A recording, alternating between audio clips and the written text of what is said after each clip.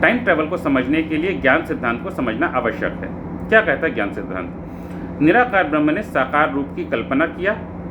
साकार रूप के दो भाग हैं, पहला भाग है शरीर और दूसरा भाग है आत्मा। शरीर को ही हम माया कहते हैं। माया प्रति क्षण एक नई परिस्थिति उत्पन्न करती है जिससे एक नए ज्ञान का सृजन होता है। यह ज्ञान जो है आत्मा में जाकर के स्टोर हो रहा है। ठीक है, अब हमारे पास यहाँ पर 3 चीज़ें हैं, शरीर है, आत्मा है और ज्ञान है ना। निराकार ने साकार रूप की कल्पना किया। इस हिसाब से साकार रूप काल्पनिक है, तो साकार रूप के जो 2 भाग हैं, शरीर और आत्मा, ये दोनों के दोनों ही काल्पनिक हैं। तो वास्तविक क्या हुआ? ज्ञान। अब ज्ञान सिद्धांत के दूसरे भाग में आते हैं।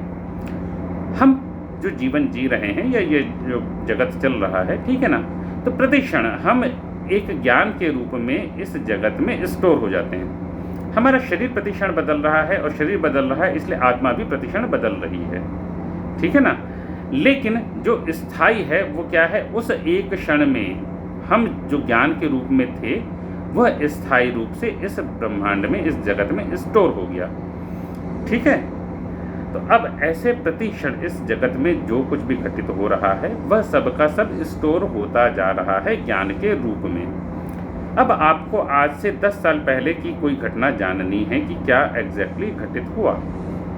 आपने अपने आप को आध्यात्मिक रूप से इतना डेवलप कर लिया कि अब आपको ये एक्सेस प्राप्त हो चुका है कि आप इस जगत में जो भी ज्ञान है, आप उस ज्ञान तक आपका एक्सेस है।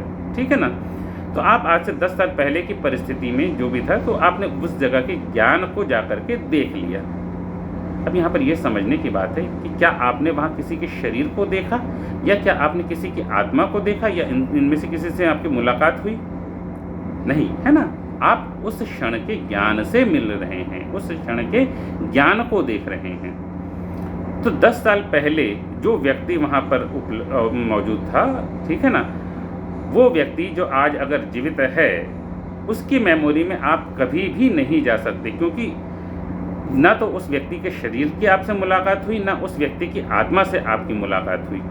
आप उस व्यक्ति के उस क्षण के जो ज्ञान स्वरूप है, आपकी मुलाकात उससे हो रही है, आप उसके दर्शन कर रहे हैं। तो यह बहुत ही सिंपल सी बात है कि आप पास्ट में जा कर के पास्ट को नहीं बदल सकते हैं, क्योंकि आप पास्ट में कहीं फिजिकली जा नहीं रहे हैं और ना ही वहाँ पर किसी से फिजिकली मिल रहे हैं। आप पास्ट में जो उपलब्ध ज्ञान था, उस ज्ञान को ज्ञान स्वरूप में देख रहे हैं।